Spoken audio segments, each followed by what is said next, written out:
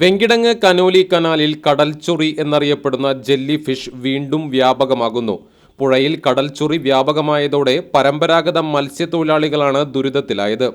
വല നീട്ടുമ്പോൾ 5ഉം 10ഉം ജെല്ലി ഫിഷുകളാണ് വലയിൽ കുരുങ്ങുന്നത്. കുടയുടെ രൂപത്തിൽ കായലിൽ കാണപ്പെടുന്ന ഇവയുടെ 90% ജലാംശമാണ്. നീണ്ട നിരവധി കാലുകൾ കാണപ്പെടുന്ന ഇവയെ മത്സ്യമായി കണക്കാക്കുന്നില്ല.